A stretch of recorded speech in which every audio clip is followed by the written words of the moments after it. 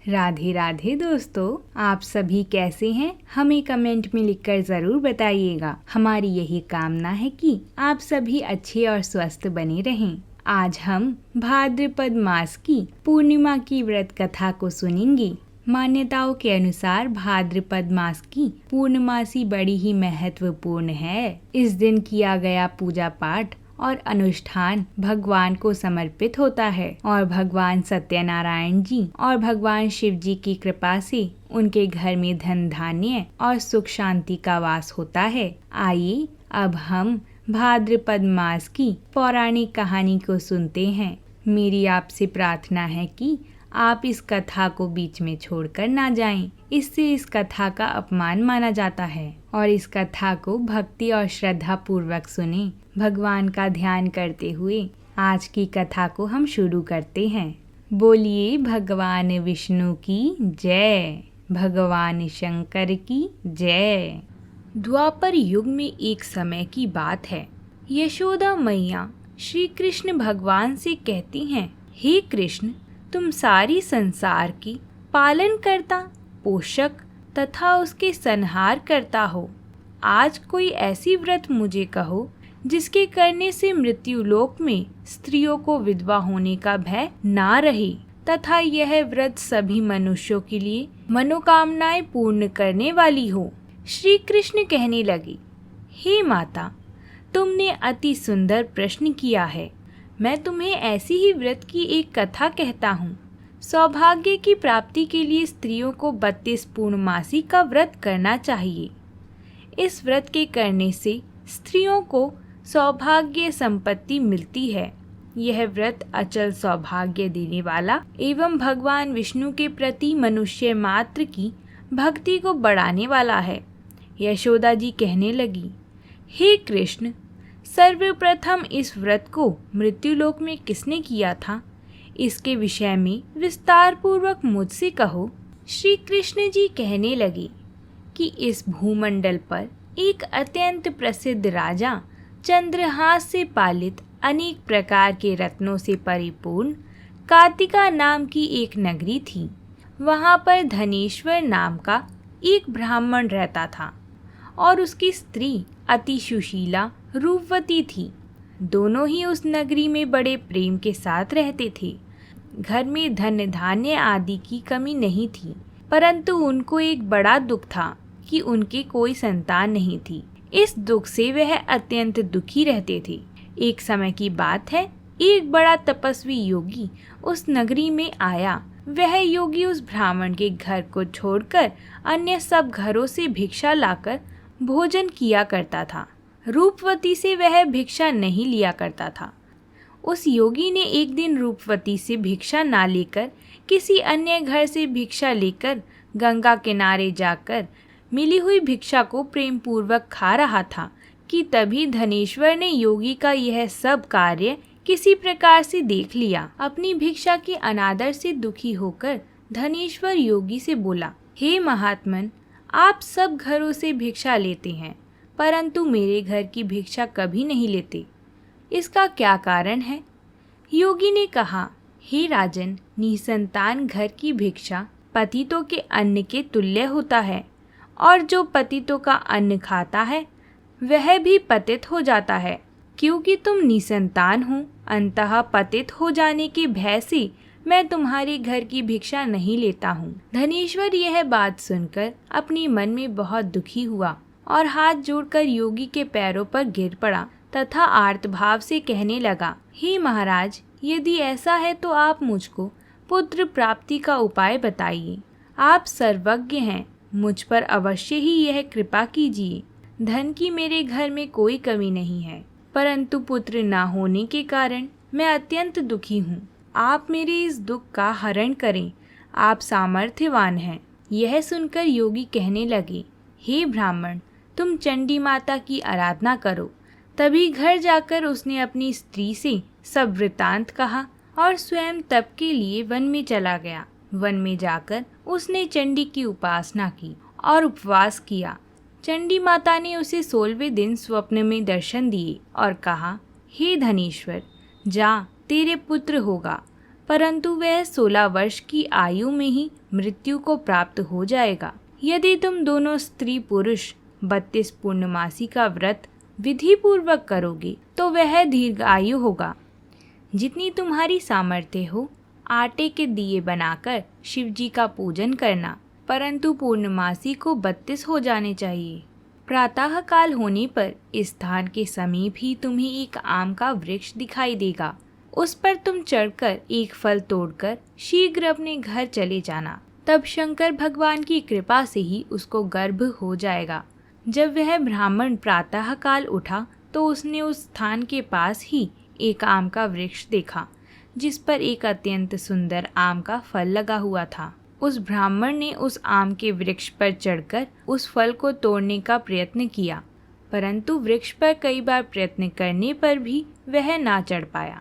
तब तो उस ब्राह्मण को बहुत चिंता हुई और उसने विघ्न विनाशक श्री गणेश जी की वंदना करी। हे दयानिधान, अपने भक्तों के विघ्नों का नाश करके उनके मंगल कार्य को करने वाली, दुष्टों का नाश करने वाली, रिद्धि सिद्धि को देने वाली, आप मुझ पर कृपा करके इतना बल दे दें कि मैं अपने मनोरथ को पूर्ण कर सकूं। इस प्रकार गणेश जी से प्रार्थना करने के बाद उनकी कृपा से धनेश्वर वृक्ष पर चढ़ गया और उसने एक अति सुंदर आम का फल देखा।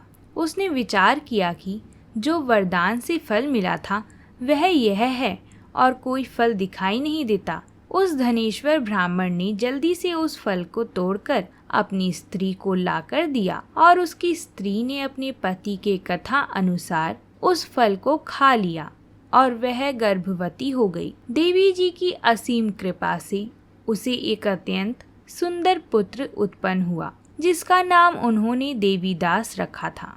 माता पिता के हर्ष और शोक के साथ वह बालक शुक्ल पक्ष के चंद्रमा की भांति अपने पिता के घर बढ़ने लगा। भवानी की कृपा से वह बालक बहुत ही सुंदर था, सुशील और विदा पढ़ने में बहुत ही निपुण हो गया था। माँ दुर्गा जी की आज्ञा अनुसार उसकी माता ने 32 पूर्णमासी का व्रत रखना प्रारंभ कर दिया था जिससे उसका पुत्र बड़ी आयु वाला हो जाए। 16 वर्ष लगते ही देवीदास के माता पिता को बड़ी चिंता होने लगी कि कहीं उनके पुत्र की इस वर्ष मृत्यु ना हो जाए।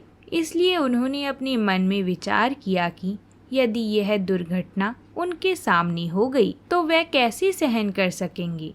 इसलिए उन्होंने देवीदास की मामा को बुलवाया और कहा कि हमारी इच्छा है कि देवीदास एक वर्ष काशी में जाकर विद्या ग्रहण करे और उसको अकेला भी नहीं छोड़ना चाहिए, इसलिए साथ में तुम चले जाओ और एक वर्ष पश्चात इसको वापस लौटा लाना।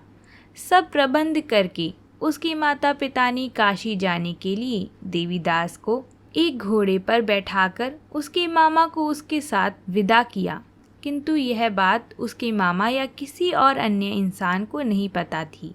धनेश्वर ने अपने पुत्र की मंगल कामना के लिए तथा दीर्घ आयु के लिए भगवती दुर्गा की आराधना शुरू कर दी और पूर्णमासियों का व्रत करना आरंभ कर दिया। इस प्रकार बराबर 32 पूर्णमासी का व्रत पूरा किया गया। कुछ समय पश्चात एक दिन वह दोनों मामा और भांजा मार्ग में रात्रि बिताने के लिए किसी ग्राम में ठहरे हुए थे। उस दिन उस गांव में एक ब्राह्मण की अत्यंत सुंदर और गुणवती कन्या का विवाह हो रहा था। जिस धर्मशाला के अंदर वर और उसकी बारात ठहरी हुई थी, उसी धर्मशाला में देवीदास और उसके मामा भी ठहरे हुए थे। संयोगवश कन्या को तेल आदि चढ़ाकर मंडप आदि का कृत्य किया गया, परंतु लड़का एक आंख से काड़ा था। वर के पिता ने अपनी चतुराई से परामर्श करके निश्चय किया कि यह देवीदास मेरे पुत्र जैसा ही सुंदर है, मैं इसके साथ ही लगन करा दूं और बाद में विवाह के अन्य कार्य मेरे लड़के के साथ हो जाएं।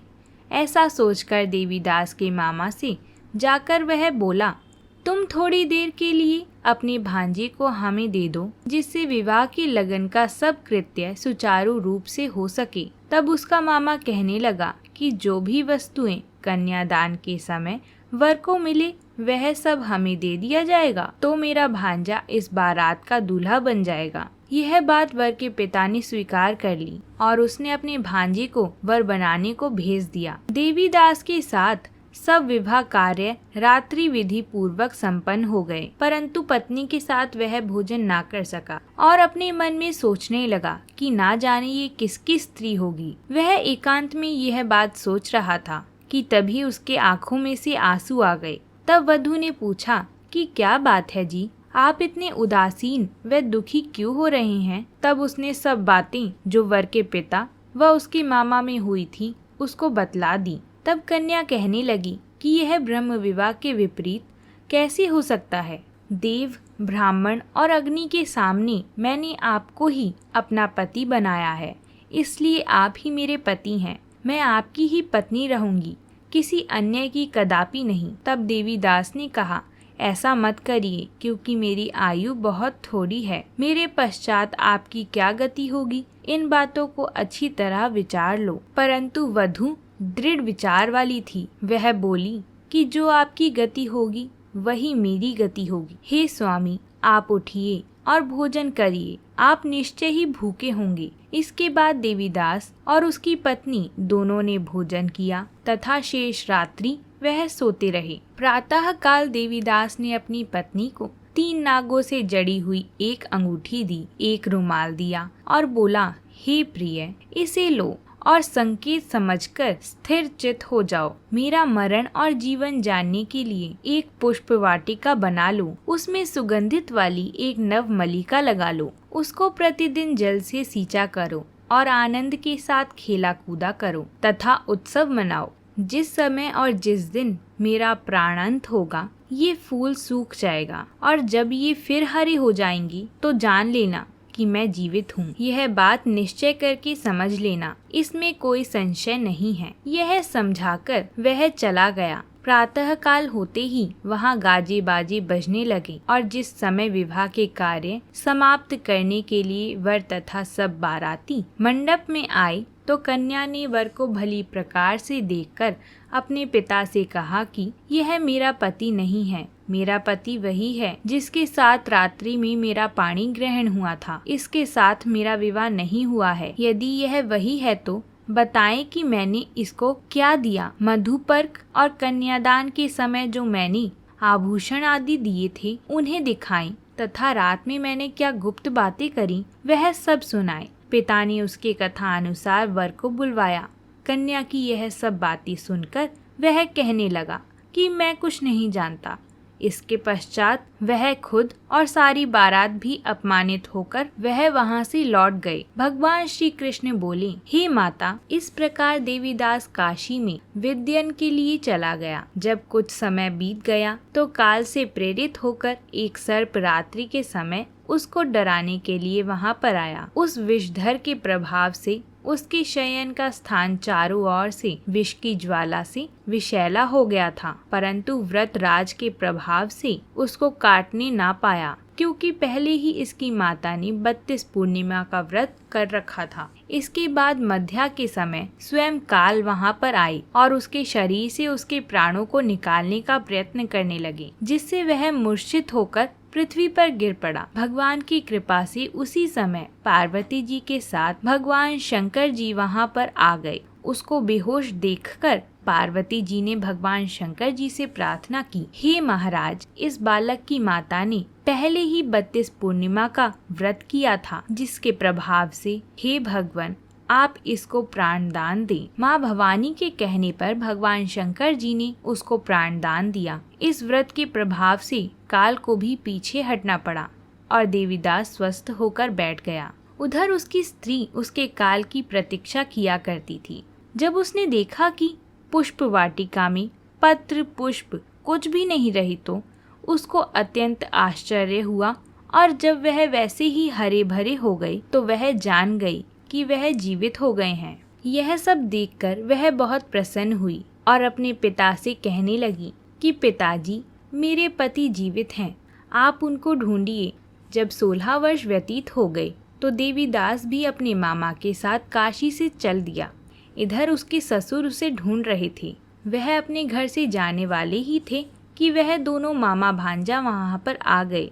उसको आया देखकर उसका ससुर बड़ी प्रसन्नता के साथ अपने घर में ले गया। उस समय नगर के निवासी भी वहां इकट्ठे हो गए और सबने निश्चय किया कि अवश्य ही इसी बालक के साथ इस कन्या का विवाह हुआ था। उस बालक ने जब कन्या को देखा तो उसने पहचान लिया, यह तो वही है जो संकेत करके गए थे। उसके पश्चात सभी कहने लगी कि भला हुआ जो यह आ गए। सब नगरवासियों ने आनंद मनाया। कुछ दिन बाद देवीदास अपनी पत्नी और मामा के साथ अपने ससुर के घर से बहुत सा उपहार आदि लेकर अपने घर के लिए प्रस्थान किया। जब वह अपने गांव के निकट आ गया तो कई लोगों ने उसको देखकर उसके माता पिता को पहले ही जाकर खबर दे दी, तुम्हारा पुत्र देवीदास अपनी पत्नी और मामा के साथ आ रहा है। ऐसा समाचार सुनकर पहले तो उन्हें विश्वास नहीं हुआ, किंतु जब और लोगों ने उनकी बातों को समर्थन किया तो उनको बड़ा आश्चर्य हुआ। लेकिन थोड़ी देर में देवीदास ने आकर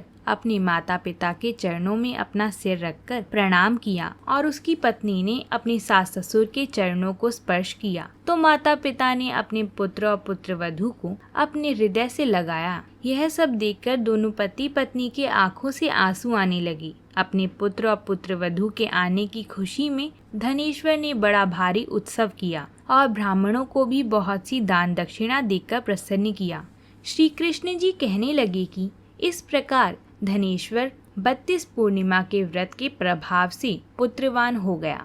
जो भी स्त्री इस व्रत को करती है वह जन्म जन्मांतर में दुख नहीं भोगती और सदैव सौभाग्यवती रहती है। यह व्रत पुत्र पौत्रों को देने वाला तथा संपूर्ण मनोकामनाओं को पूर्ण करने वाला है। 32 पूर्णिमाओं के व्रत करने से व्रती की सब इच्छाएं भगवान शिव जी की कृपा से पूर्ण हो जाती हैं। जय शिव शंकर।